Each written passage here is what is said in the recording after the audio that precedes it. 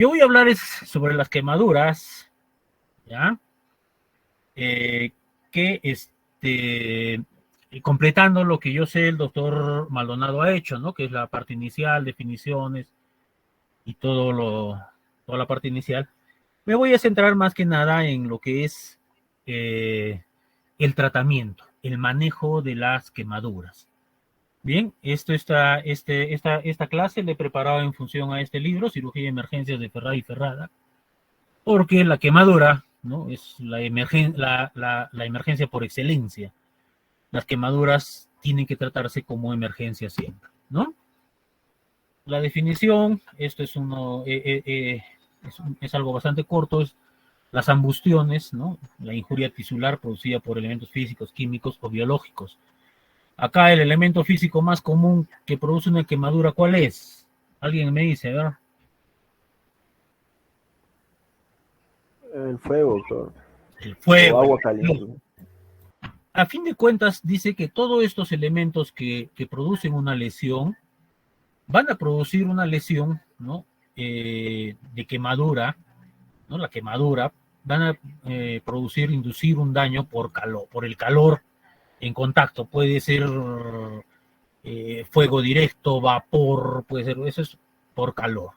Los químicos, todos sabemos, existen muchos químicos que son cáusticos, son alcalinos o son ácidos y van a reaccionar, van a producir quemadura, ¿no? Van a producir una lesión muy similar a quemadura y está todo estudiado y manejado a ese nivel, como quemaduras. Y finalmente, los biológicos, entre los físicos también, ojo, no olvidemos las quemaduras por radiación, ¿no? Algo que es bastante, desde que se descubrió la radioactividad, Marie Curie murió por efectos de la radiación que ella descubrió, ¿no? Y caracterizó, y entonces está también entre los físicos. Y los biológicos, ¿no? ¿Alguien conoce algún caso de quemadura por biológicos? A ver,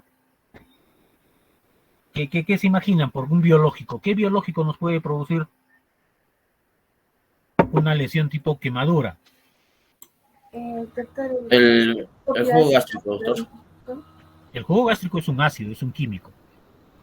Entre los biológicos hay muchas plantas, ¿no? Plantas que tienen, que producen reacciones, ¿no? Reacciones cutáneas tipo quemadura, ¿no? El más conocido, aunque en nuestro medio hay muy poco, la hiedra venenosa, ¿no? Que produce, por contacto, produce una reacción que es una quemadura tipo química, ¿no? Porque tienen un producto, una especie de ácido que produce lesión cutánea, ¿no?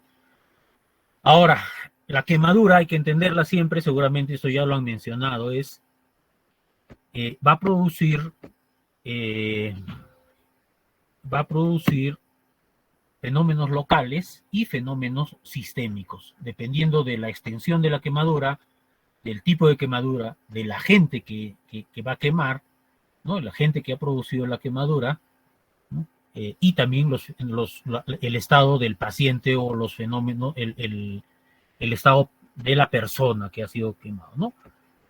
Otra cosa también, que cualquier tejido va a ser afectado, cualquier tejido, ¿ya?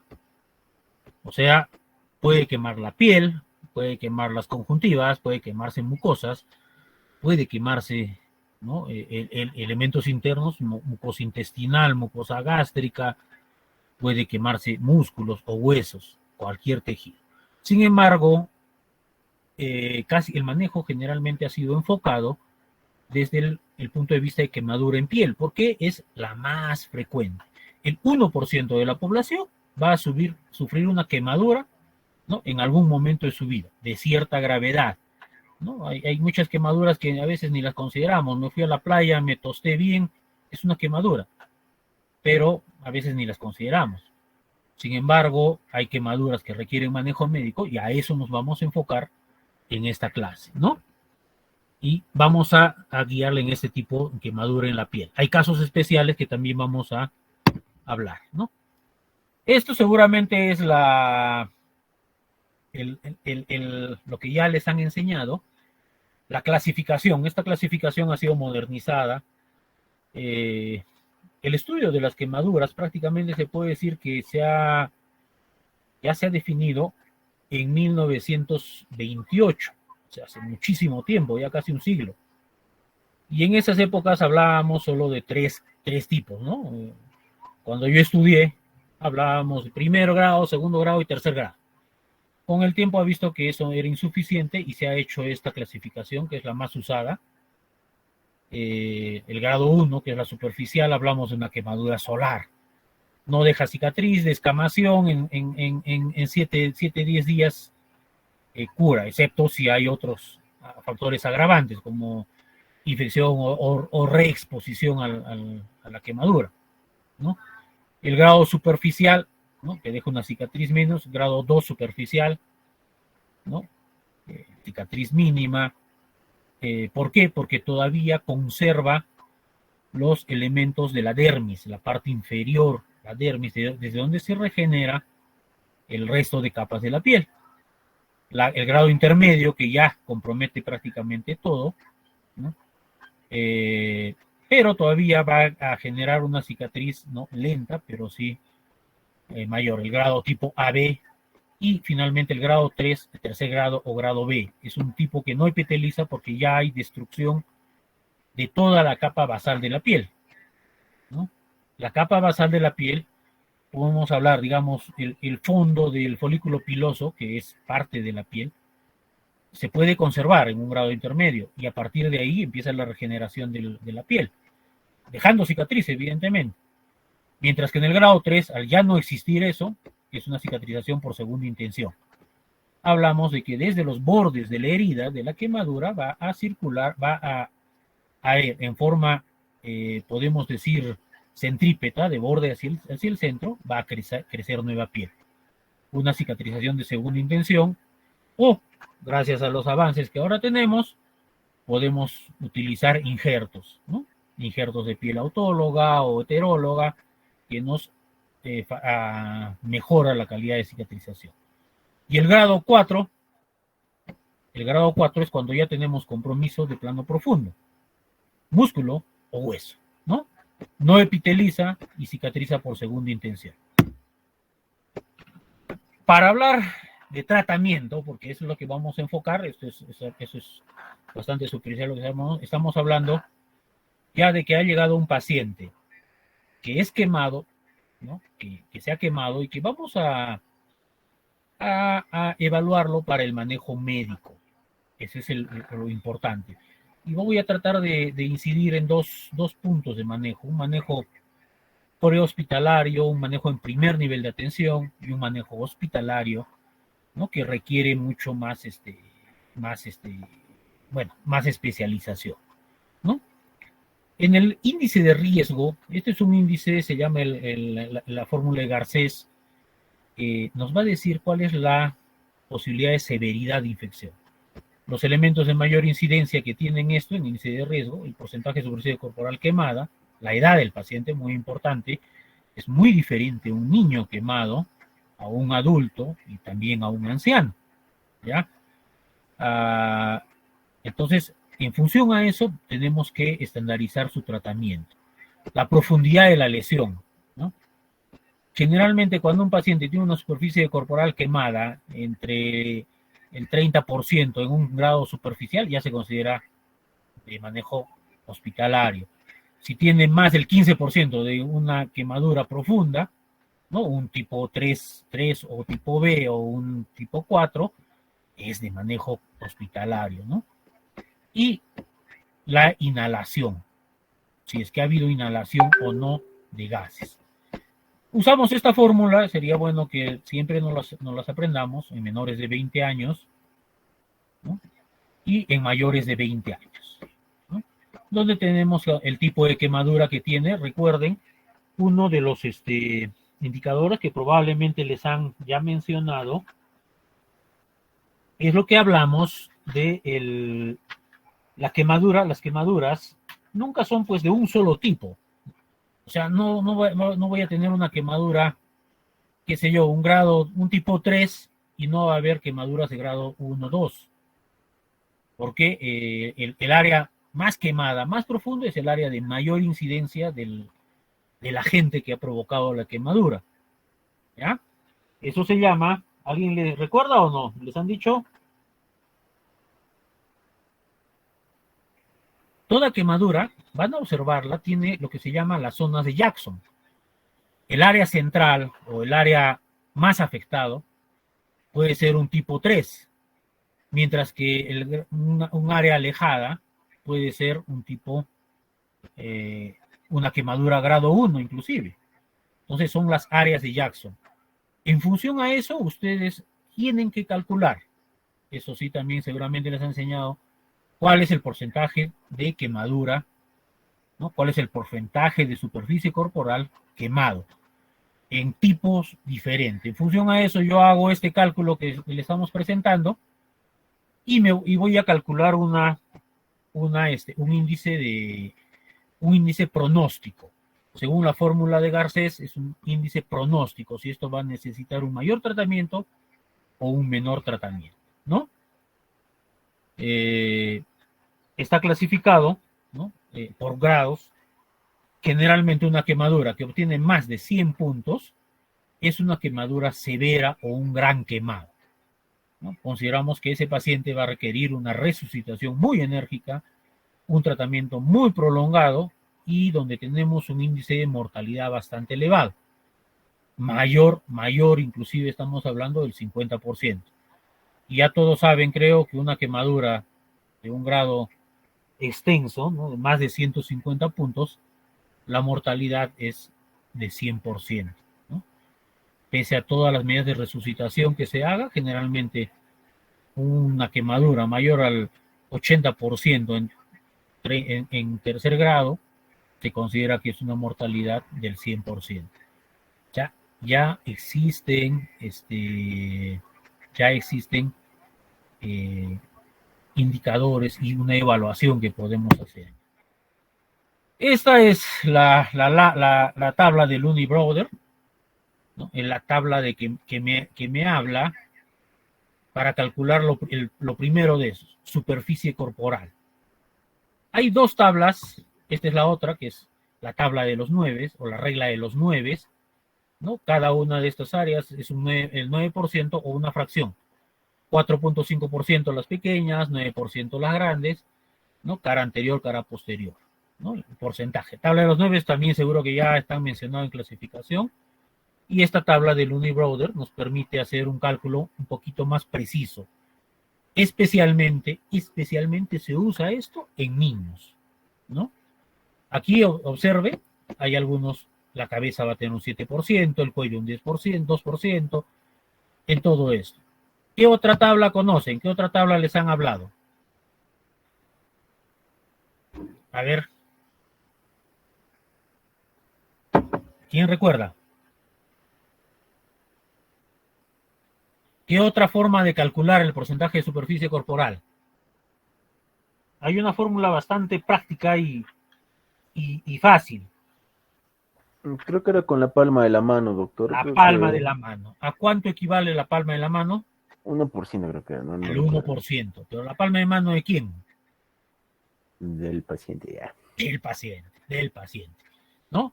Yo no puedo calcular con mi palma a un paciente pues que pesa 10 o 12 kilos, ¿no? Es muy diferente. La palma en la mano del paciente equivale al 1%. En función de ese tamaño puedo hacer un cálculo del porcentaje de quemadura, ¿no? Y aquí les estoy presentando una tablita donde vamos a anotar, esto es un manual de una unidad de quemados, ¿no? Donde vamos a anotar esa primera evaluación. Quemadura tipo A, tal porcentaje, tipo AB, tal porcentaje, tipo B, tal porcentaje, ¿no? Entonces, y en función a eso, calculamos el índice de severidad, ¿no? Y calculamos que en qué procedimiento, si es que hay algún hallazgo anormal. ¿Qué significa un hallazgo anormal? Que el paciente ha llegado, qué sé yo, con una fractura, o es un paciente que tiene ya muchos días de quemadura. Ojo que yo he visto tanto en la práctica privada como hospitalaria, pacientes que vienen después de 1 o 2 semanas de quemarse. ¿Por qué? Porque, bueno, inicialmente piensan que el manejo puede ser empírico, ¿no? Y luego ya se dan cuenta que una quemadura se ha profundizado, porque ese es un fenómeno muy frecuente. Una quemadura tipo A se profundiza si es que no le dan un manejo adecuado, y el factor más importante para la profundización es la infección. Entonces tenemos que anotar esos hallazgos que han tenido, ¿no? Aquí se anota en todos los porcentajes, y hay una cosa muy importante. Hay áreas de quemadura especial. ¿Qué áreas son? Cara, ¿no? Pliegues cutáneos, manos, la entrepierna o región perineal, ¿no? Y pies. Son zonas especiales de quemadura, ¿no? Que requieren un manejo diferente. Vamos a entrar ahora al manejo en sí. ¿Cuál es el manejo inicial de todo paciente? La quemadura es una emergencia. Por consiguiente, vamos a hacer un manejo, lo que ya hemos hablado. No sé si ustedes, si hemos dictado clases antes con ustedes. A mí me gusta mucho guiarme en lo que es el ATLS, el Advanced Trauma Life Support, ¿no? Son las guías de manejo de trauma que son más aceptadas a nivel mundial, ¿no?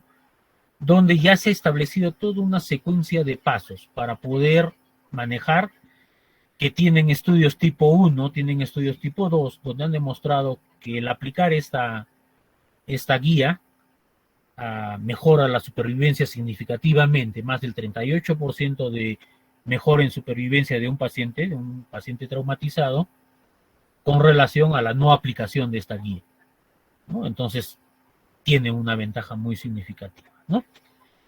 Y tenemos que partir de esta premisa. Las quemaduras tienen un compromiso sistémico, ¿no? ¿Cuándo tienen un compromiso vital? Dice que en el adulto, cuando tenemos quemaduras mayores al 20% de superficie corporal, ¿en qué grado? Estamos hablando de un grado desde el segundo grado, ¿ya? Mayores al 20%. Alguna literatura he revisado, especialmente la antigua, hablan que desde más de 35%, ¿no? 35% es una quemadura ya significativa, pero actualmente la otra, la ABLS, la American Burns Life Support, o sea, el soporte avanzado en quemaduras, es ese otro de la Sociedad de Quemaduras Americana, también reconoce 20%, ¿ya? Y en niños del 5 al 10%. Acá vamos a excluir este manejo inicial, las quemaduras de superficies o las quemaduras de áreas especiales, que ya había mencionado: cara, cuello, pliegues cutáneos, perineales, manos y pies, ¿no? Son diferentes. Entonces vamos a hacer un manejo inicial. Ese manejo inicial lo vamos a guiarnos en esto, en las guías ATLS. Esto es un traumatismo, es un trauma, tenemos que manejar en función a esto, que nos habla de estos tres: el ABCDE, la vía aérea, la respiración, la circulación, déficit neurológico, la exposición e hipotermia. A ver, alguien me comenta para hablar, porque no voy a hablar mucho de esto de exposición. ¿Qué nos recomiendan siempre? ¿Qué nos han comentado siempre que cuando hay un quemado? ¿Qué hacemos? ¿Qué es lo primero que hacemos? A ver, unas ideas. Reponer líquidos, doctor. Reponer líquido, pero eso es ya en nivel hospitalario. Cuando estamos hablando de nivel prehospitalario. Revisar la vía aérea, doctor, porque creo que se pueden quedar restos ahí de... En vía aérea, pero esto es el manejo hospitalario. A nivel prehospitalario. En tu caso. Lavar la herida, doctor. Lavado de la herida. El lavado. Alejarlo del área de quemadura. Primer lugar. Eso lo denominamos, ¿no? Esto vamos a hablar, pero vamos a hablar básicamente, ahorita vamos a hablar de exposición hipotermia. Lo primero que nos recomiendan es detener la quemadura. Ese es el término. ¿Y qué significa eso? Primero es apagar el fuego, ¿no es cierto? Si está prendido o sigue quemado, hay que apagar el fuego. Enfriar. Para eso le echamos agua tibia o agua fría, ¿no? Lo que tenemos. Y se debe poner por un periodo de entre 10 a 15 minutos para poder detener completamente la quemadura. Esa es una recomendación que no lo ponemos porque no lo hacemos en el hospital. El paciente va a llegar al hospital pasado los 15, qué sé yo, lo más rápido que llegan es media hora a un hospital o a un centro de salud donde van a iniciar ustedes su trabajo. Entonces no lo consideramos. Eso es una recomendación extrahospitalaria. Enfriar al paciente, o sea, enfriar, reducir el daño, enfriando y el lavado, ¿no es cierto? Pero eso también implica otra cosa y que hemos visto cuando hemos evaluado pacientes que llegan. Un paciente con quemadura de todo tórax por deflagración, le han echado agua durante media hora, agua fría, ¿no? Porque alguien escuchó esta recomendación y el paciente llega al hospital en un estado de hipotermia, ¿no? Lo cual es evidente. Si hay una lesión extensa, hay una pérdida de calor muy importante. Entonces, el enfriamiento o el lavado inicial no debe ceder de los 15 minutos, ¿no? Y jamás usar agua helada, ¿ya? Ahora, en esto yo creo que sí no hay que mencionar, y eso tiene que ver con conocimiento, no le pongan sustancias extrañas. Y yo he visto quemaduras que le han echado café, que le han echado huevo, que le han puesto hierbas, que le han puesto... Nada de eso ayuda en la quemadura. Lo único que ayuda, agua tibia de preferencia o agua fría. Tibia en un momento, pero sí en agua fría. Pero jamás usar hielo o agua helada. Esa es una recomendación que tenemos que dar siempre que veamos una quemadura, que vamos. Eso es el único manejo en casa. ¿Y qué hacemos lo siguiente? Cubrimos la quemadura con un apósito limpio. No se pongan a manejar, a reventar la ampolla, no. De inicio se echa el agua, se cubre con un apósito y se lleva al centro de salud, ¿no? Aquí empezamos el A, esto viene del ATLS, del manual de ATLS, manejo de vía aérea, el A.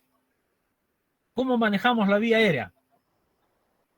Las maniobras invasivas y no invasivas. Esto es una recomendación ya establecida, en recomendación nivel de evidencia A. Lo primero, maniobras no invasivas. Levantamos el mentón y protruimos la mandíbula, un mecanismo bastante rápido, ¿no? Se mantiene ahí. Si es un paciente que, bueno, está despierto hablando, eso no necesitamos hacer eso, pero es un paciente que está inconsciente, tirado en el suelo, o que lo traen de calle y está en estado de inconsciencia, manejamos la vía aérea, ¿no es cierto? Levantan el mentón, protruyen la mandíbula. Eso permite que la lengua y la glotis se levante y tenga una buena vía aérea. Esto inclusive es recomendación de manejo prehospitalario. Los bomberos saben perfectamente eso, ¿no? Para trasladar a un paciente. Y luego tenemos las maniobras invasivas, ¿no? Las no quirúrgicas, que son la cánula orofaringea, ¿no? Que nos permite igual levantar la lengua y levantar la glotis, la epiglotis, y permite una respiración libre. Y finalmente viene la intubación endotraqueal. La intubación endotraqueal, ¿cuántos de ustedes han practicado alguna vez? ¿O han presenciado una intubación?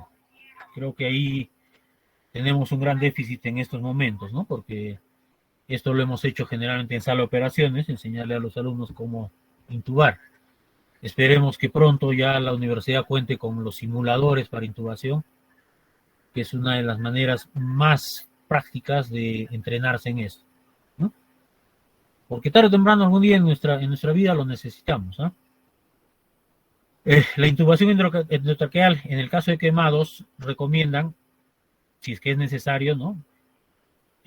Hacerla por vía orotraqueal, porque nos permite poner el tubo más grueso, ¿no? ¿Y en quién se indica? El paciente que tiene evidentes lesiones de vía aérea, que no tiene una buena ventilación por lesiones de pared torácica o por un compromiso serio, ¿no? en el mecanismo de ventilación, y en pacientes que tienen, ¿no? una alteración significativa de la conciencia, ¿no? El paciente está inconsciente, no puede controlar, es mejor intubar, ¿no? Y las quirúrgicas, la cricotiroidotomía, esto lo podemos hablar, bueno, seguramente lo van a hablar en emergencia, el corte inmediatamente debajo del cartílago, ¿no? Entre cricoides y tiroides, y eso va a permitir oxigenar al paciente, ¿no? ¿Cuáles son las indicaciones de intubación? Edema en laringoscopía, esto es hospitalario, estridor laringio, signos de dificultad respiratoria, la polimnia es el primero, y bueno, el PA2, el PSA2 en un AGA por debajo de 50, por encima de 50, y la falta de respuesta con un FIO2, ¿no? Se eleva el FIO2 si hay o no hay respuesta, ¿ya? En ventilación, un paciente quemado generalmente, ¿no? Un paciente quemado, dependiendo del mecanismo, si es una deflagración. ¿A qué nos referimos con deflagración?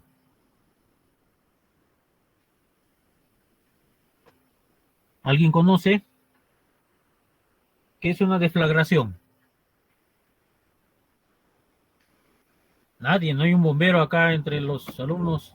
Doctor, Sí, va a ocurrir cuando, digamos, haya gas, ¿no? En un determinado ambiente y que se encienda por chispa o por un accidente, ¿no? Generalmente. eso es el encendido súbito de un gas, ¿no? Hablamos que es como una explosión, ¿no? O la liberación violenta, por ejemplo, de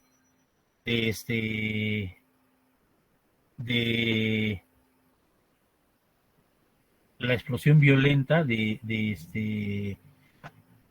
la liberación violenta de gas o de gases a alta temperatura.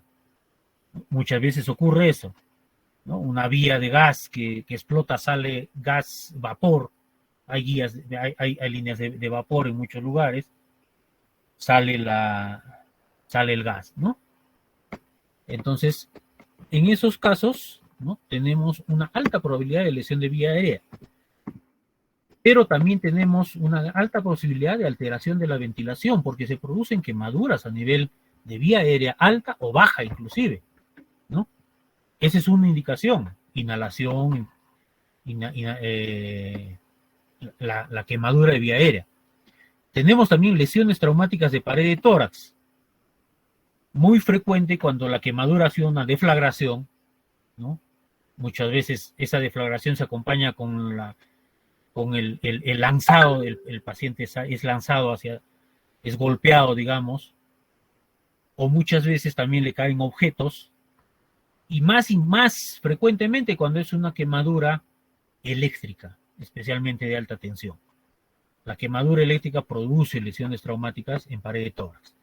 Un segundo caso de alteración de la ventilación, inhalación de gases tóxicos, ¿no? La mayor parte de quemaduras, ¿no? De quemaduras así severas, especialmente incendios, va a haber liberación de gases tóxicos.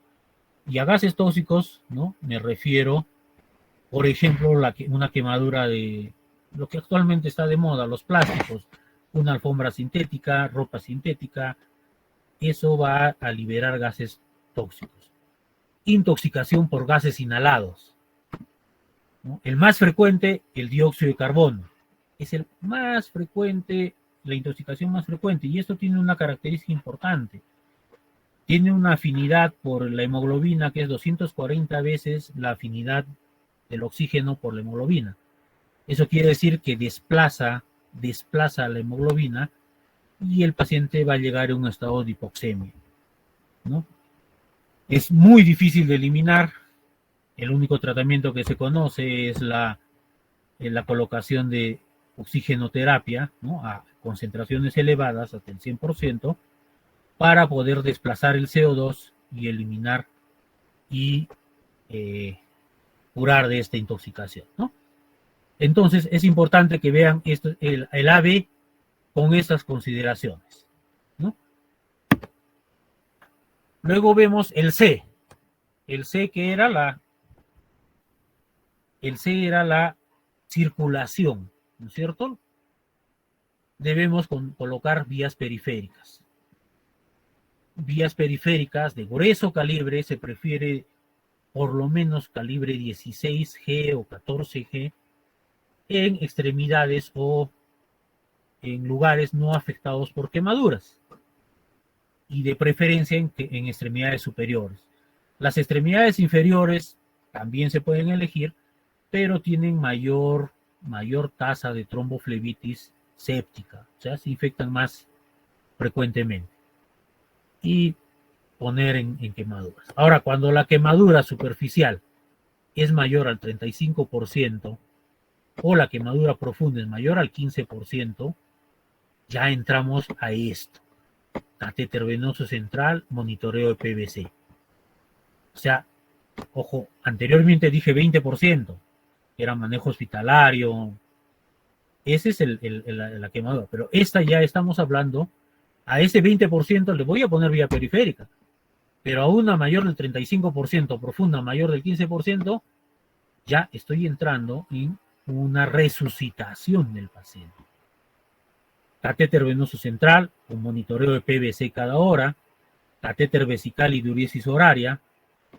¿Diuresis horaria será igual que cálculo de flujo urinario? ¿Han hecho ustedes fisiología y fisiopatología?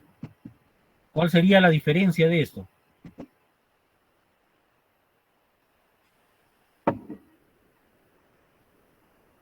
¿Alguien me puede decir? ¿Cuál es la diferencia? Diuresis horaria.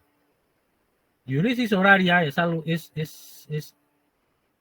algo que hacemos, que es una indicación para enfermería, que me anote en una tabla cuánto orinó el paciente en cada hora.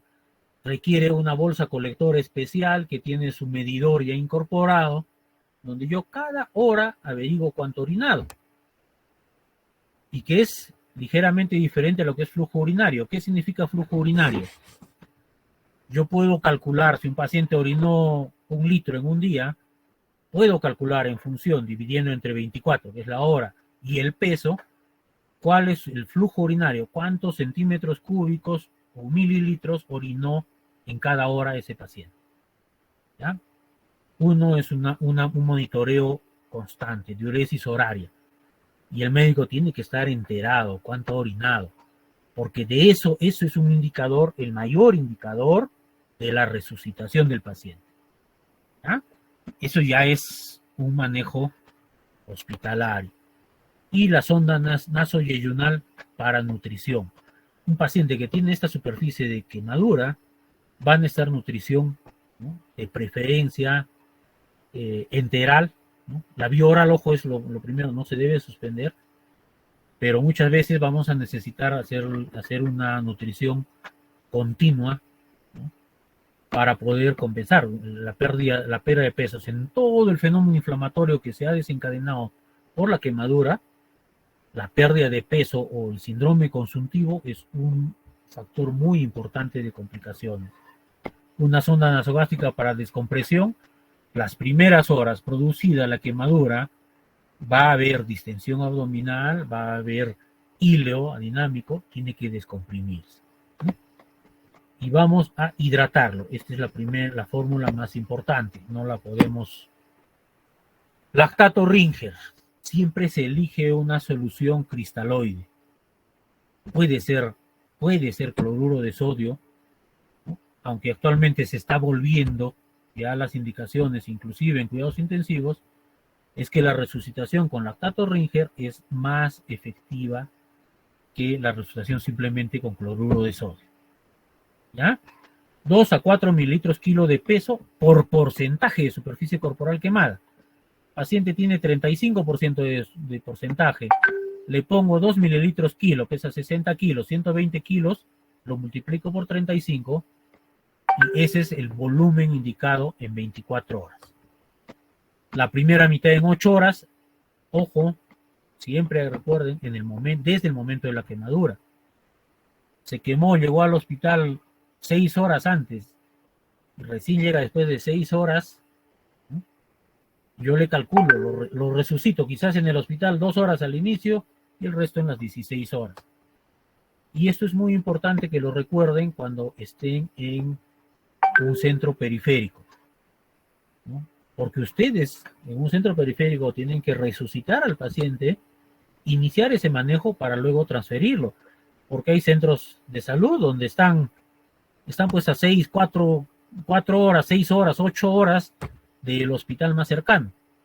Y si ustedes lo van a transferir sin resucitación inicial, el paciente se va a morir o su pronóstico va a ser más sombrío, ¿no? En quemaduras mayores al 50% de superficie corporal, ya no se pone 75, se pone 50%. ¿No? Se utiliza esa cifra, 50%. ¿No? El objetivo, y para eso viene la diuresis horaria, ¿no? En el adulto que tenga una diuresis mayor de 30 a 50 mililitros hora, y en el niño que tenga una diuresis mayor de 0.1 a 1 ml por kilo por hora, ¿ya? Manteniendo una PVC por debajo de 12. En un centro periférico es bien difícil que podamos poner un catéter de PVC para medir PVC o catéter venoso central, pero sí podemos medir perfectamente la diuresis, ¿ya? Eso es importante. Ese es un objetivo que nos guía. Este paciente está siendo bien resucitado y puede ser transferido, tiene mejor pronóstico al llegar a un manejo definitivo, ¿no? ¿Qué consideraciones especiales tenemos en resucitación con líquidos? Esa es la base de la resucitación de un paciente. Hay dos fórmulas que seguramente les han hablado, ya las conocen, la fórmula de Parkland, que me dice que se le debe infundir 4 ml kilo por porcentaje de quemadura, y la de Brook, que es 2 ml kilo por porcentaje de quemadura. El consenso de la Sociedad Americana de Quemados es que sea entre 2 a 4%, pero nos permite manejar entre ambos, pero guiados por la diuresis, conseguir el objetivo de diuresis. Lactantes, el lactante debe incluir solución glucosada. ¿Y por qué? A ver, eso es fisiología. La solución glucosada en el niño se incluye porque el lactante tiene una tendencia a hacer hipoglicemia muy rápido. Ustedes saben que un lactante puede, en edades pequeñas, puede lactar 8 o 12 veces al día, ¿no es cierto? Entonces, si este niño no le damos un suplemento de glucosa, hacen hipoglicemia rápidamente. En segundo lugar, el exceso de líquidos es muy dañino. ¿Qué pasa si es que yo me excedo en el volumen de lo que le estoy poniendo? Vamos a verlo también más adelante. El paciente va a hacer edemas, el paciente va a hacer inclusive sobrecarga cardíaca, síndrome compartimental intraabdominal, y su pronóstico va a ser más sombrío, ¿no? Entonces, esto lo manejamos por un monitoreo continuo. La guía final del objetivo que estoy consiguiendo es, ¿no?, que este paciente tenga una buena diuresis, esté correctamente hidratado, ¿no? Nos permite minimizar los daños del problema sistémico, ¿no?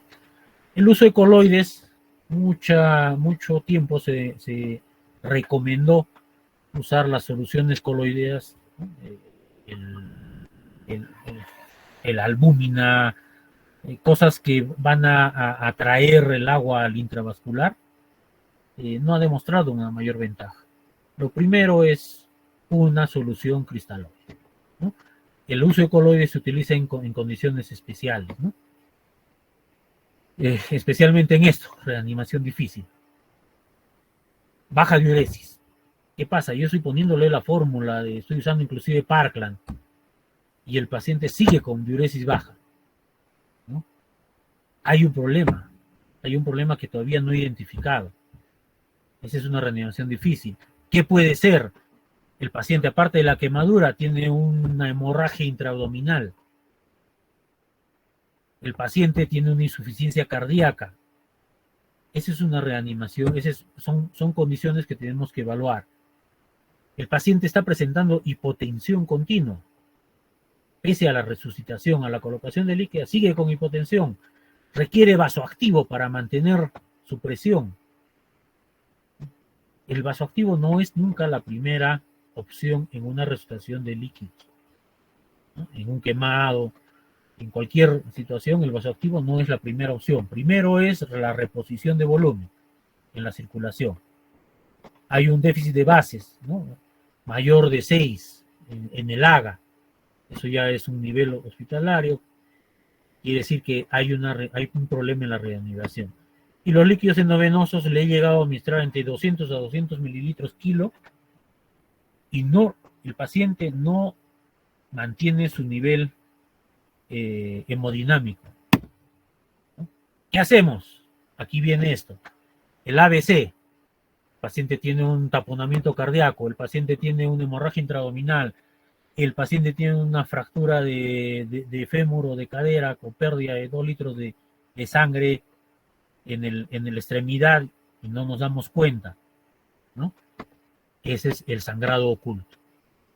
Vamos a medir la presión intraabdominal. El paciente me está haciendo un síndrome de compartimiento intraabdominal. ¿Qué entendemos por ese término? El síndrome de compartimiento o el síndrome compartimental intraabdominal. No sé si lo han tratado en lo que es cirugía de abdomen.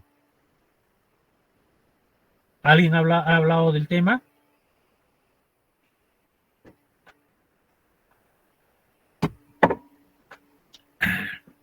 Nosotros, miren, cuando empezó la cirugía laparoscópica, se volvió a hablar de este tema, porque la laparoscopía nos implica que nosotros elevemos la presión intraabdominal, que normalmente es 0, la elevemos a 14, ¿no? A 14 generalmente es nuestro límite, para poder tener un espacio para la cirugía.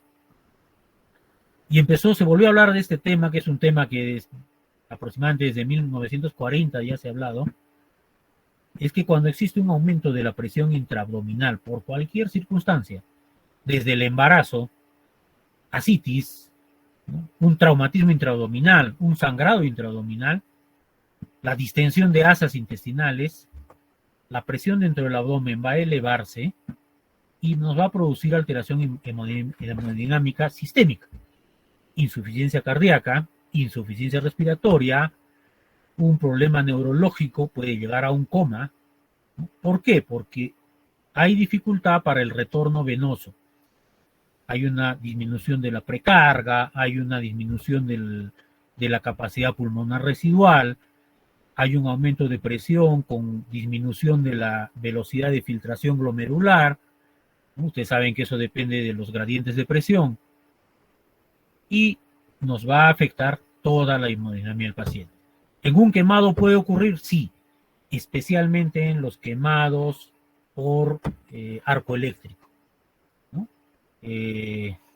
Siempre refiere, ¿no?, que cuando se quema por electricidad, el abdomen lo encontramos chamuscado, el interior del abdomen, y sí es cierto, ¿no? Puede ocurrir eso. Si el arco eléctrico ha pasado de la mano hacia el pie, yo estoy parado sin un aislamiento y ya toco una línea de alta tensión, el arco eléctrico evidentemente pasa por mi brazo, por el tórax, por el abdomen y sale por el pie.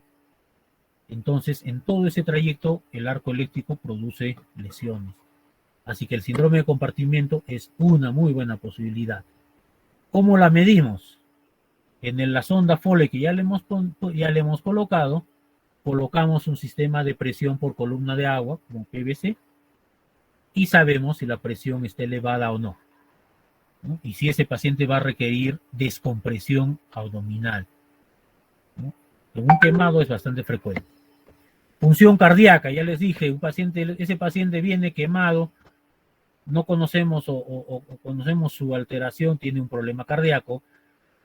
a lo mejor tenía una insuficiencia cardíaca, tenía una falla de válvula, tiene cualquier cosa, no nos permite resucitarlo bien. Ecocardiografía.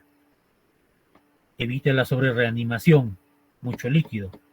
Y finalmente sí, después de que ya he revisado todo esto, le he puesto el volumen adecuado, uso de inotrópicos, ¿no? Entonces, teniendo estas consideraciones, ¿qué órdenes médicas van a dar?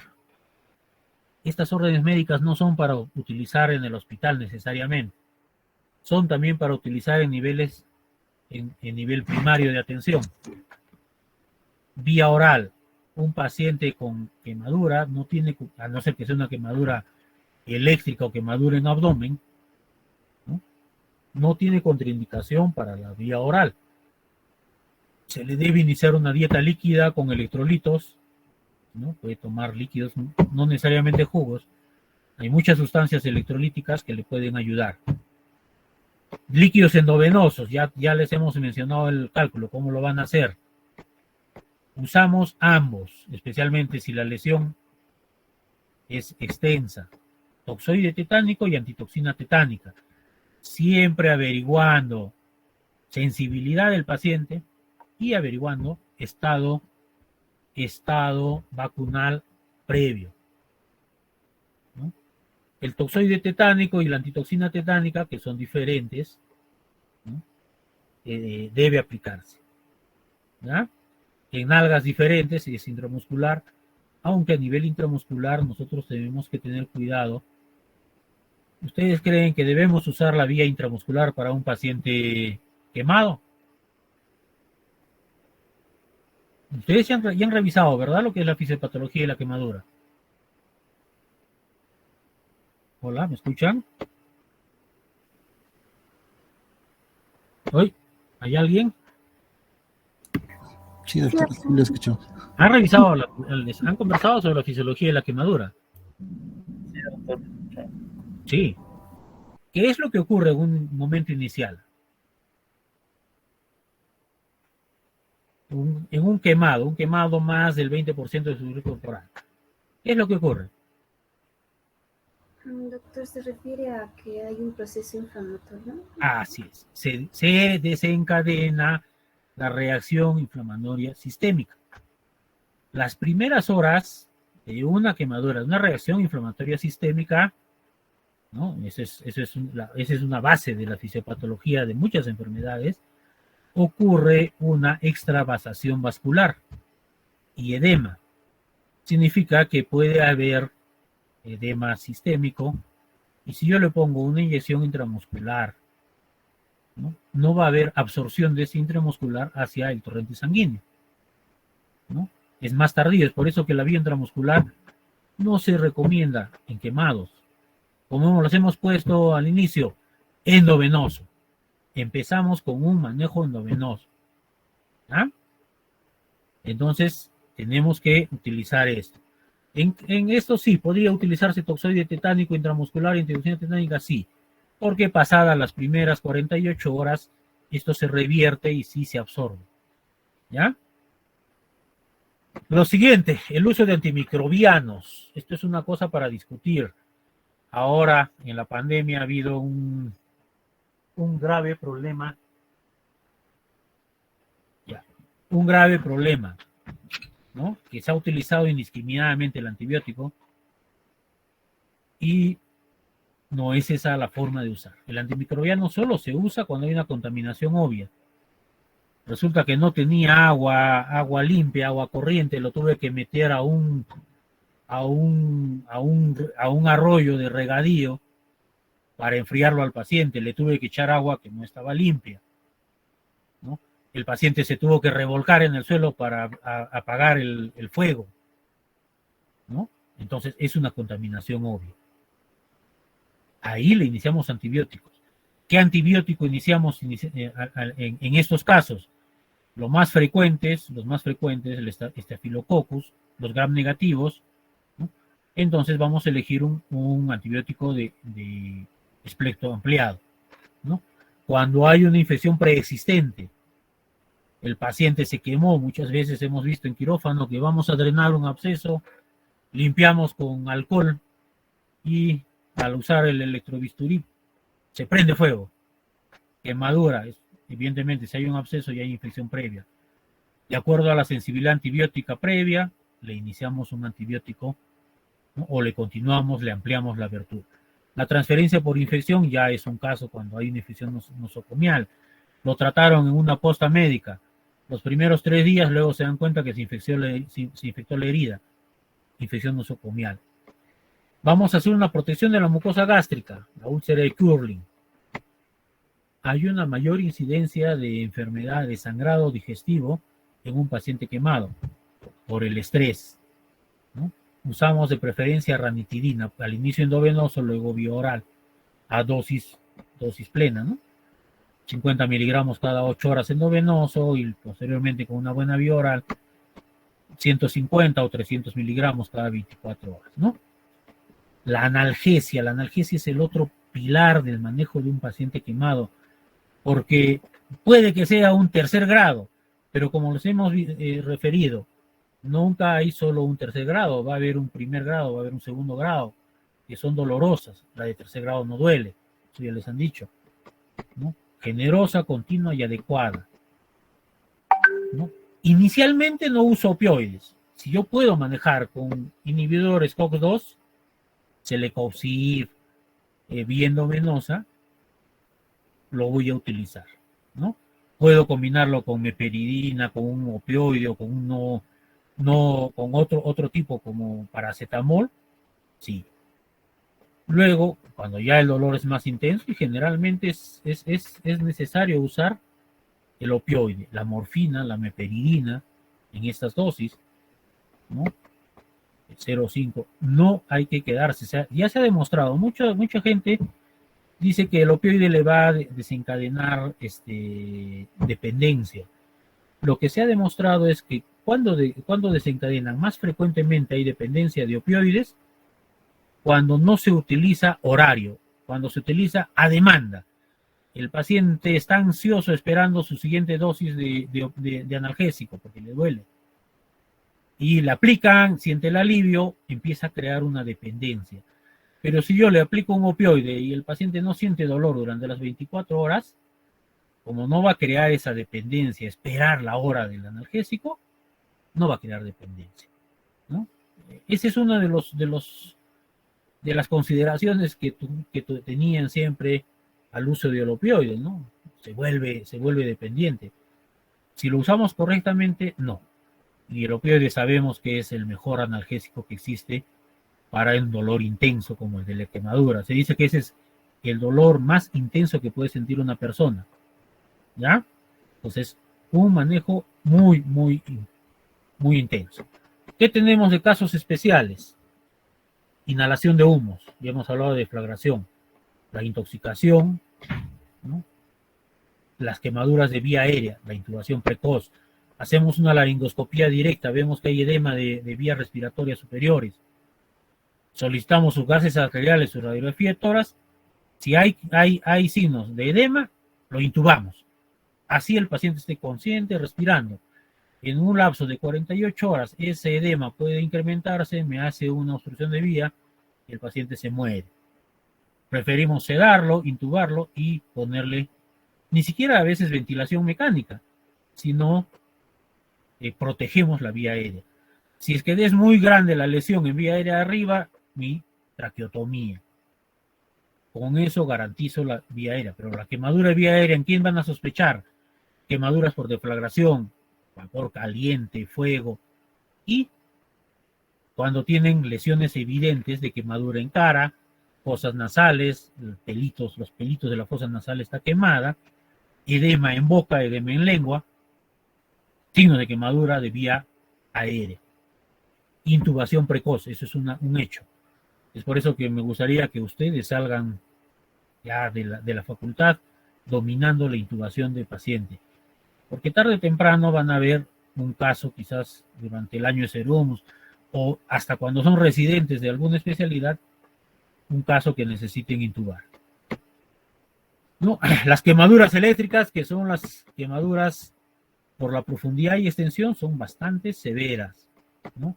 produce lesiones musculares, ya las hemos descrito, es un mecanismo de arco eléctrico que va a pasar de un punto de contacto hacia el punto de descarga, se llama, ¿no? Yo toco con la mano el conductor y eso va a descargar a través de mis pies. O si toco dos conductores, va a pasar de una mano a la otra, el punto de contacto y el punto de descarga, ¿no? De hibridación, las quemaduras estas producen lesiones, incluido fracturas por contractura muscular extensa. Va a producir mioglobinuria por destrucción muscular, posible daño renal, y va a producir arritmias cardíacas, ¿no? Tenemos que hacer un manejo de la arritmia. Mandatorio su electrocardiograma, ¿ya? La tromboprofilaxis no se aplica en todos, ancianos, pacientes en ventilación mecánica inmovilizados, ¿no? Cuando tenemos un problema, ¿no? Un problema donde vamos a necesitar ventilación mecánica, vamos a tener una sedación, vamos a tener que hacer, ¿no? Una ventilación mecánica. El paciente está colúrico. Eso es algo, no solo se da en quemaduras eléctricas, pero sí con mucha mayor frecuencia. ¿Qué significa la coluria? Se está movilizando, ¿no? Mioglobina, hay mioglobinuria, que se ha liberado del músculo durante la lesión y me va a producir lesión renal, el taponamiento renal. ¿Qué usamos? Manitol. Manitol para poder tener una diuresis mayor a 100 ml hora en el adulto o 12 ml kilo en niños, de tal manera que esa mioglobina no se deposite en el riñón. He leído un libro de más o menos 1960, donde ellos hablan de que el paciente va a entrar en una anuria y después de pasadas las 72 horas va a desencadenar una poliuria. Una perfecta descripción de lo que es una insuficiencia renal, ¿no? Una insuficiencia renal aguda, ¿no? Que pasa con una oliguria y después de unas horas se destapa. Dicen, se ha destapado y empezó a orinar. Perfecto, pero no es eso.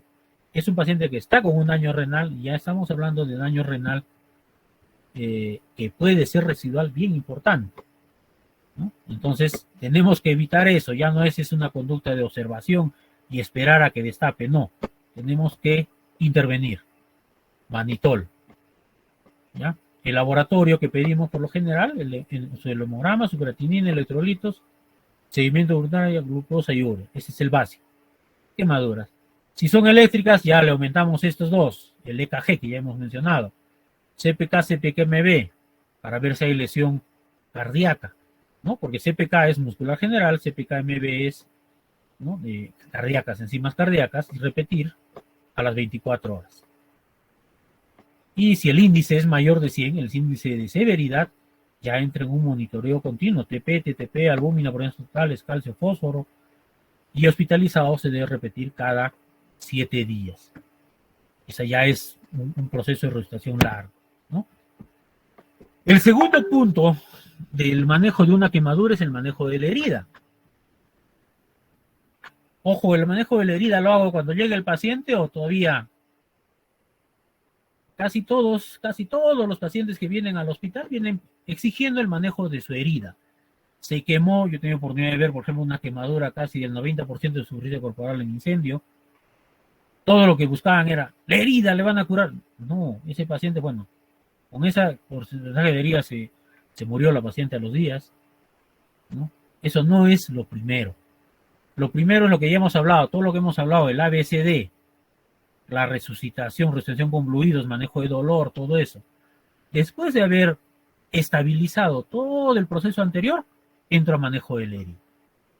Es más, cuando ya le puse su analgésico, ya el paciente está tranquilo, no le duele, puedo intervenir.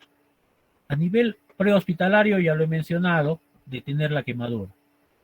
Irrigación abundante con líquidos tibios o fríos y siempre limpios. Siempre limpio. Yo no voy a tener pues un frasco de agua estéril para limpiar una quemadura. No ocurre así. Pero sí vamos a tener o agua corriente o líquidos limpios en algún sitio.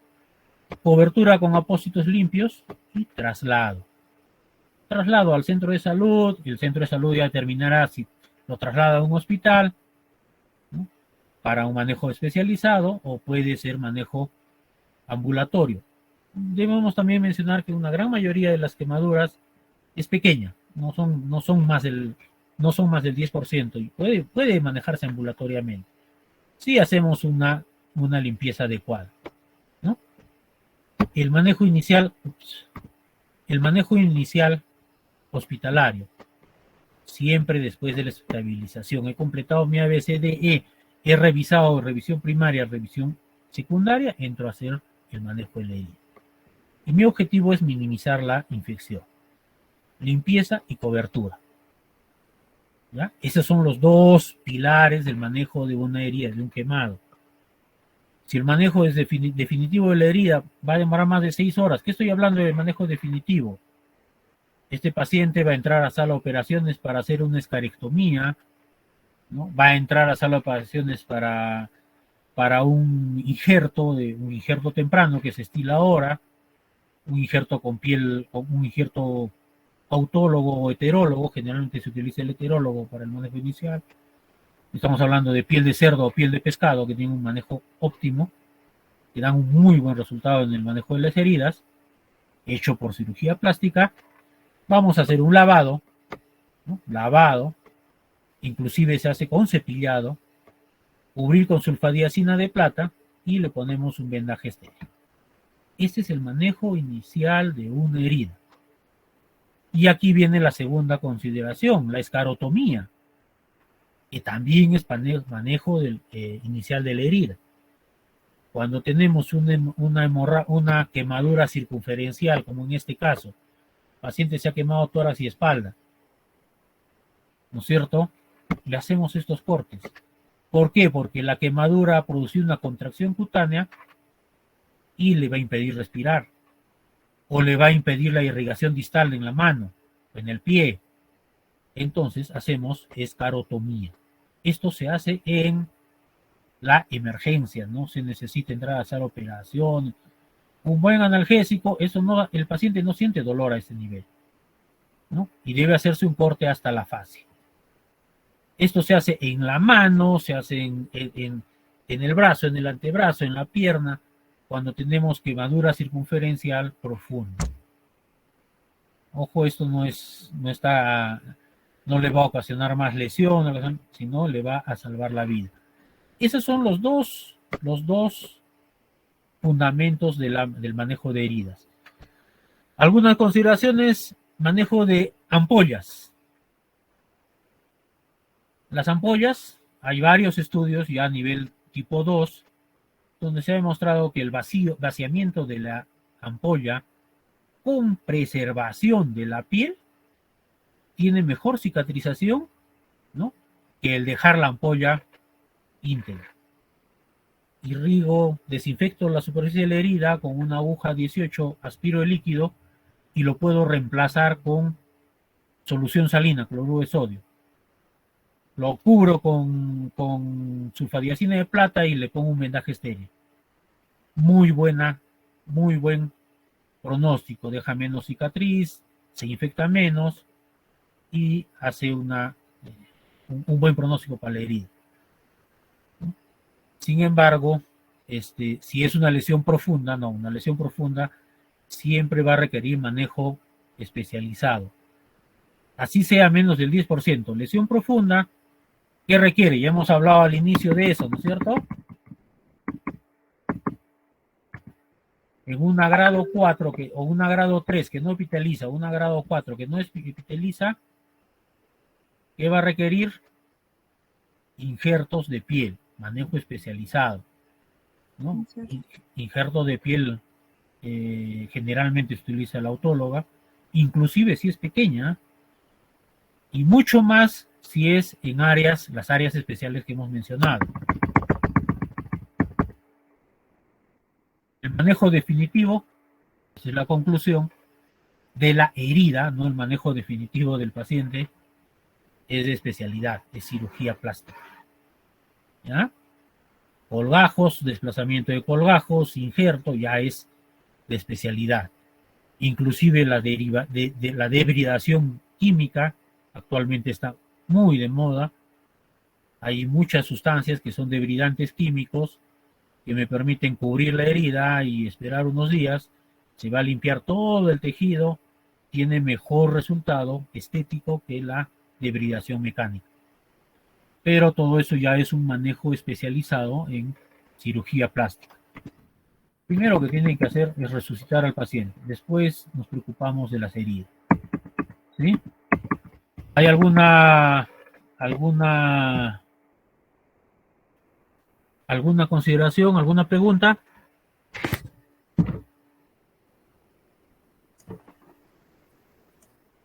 Nos hemos pasado un tiempo, van a disculpar, pero en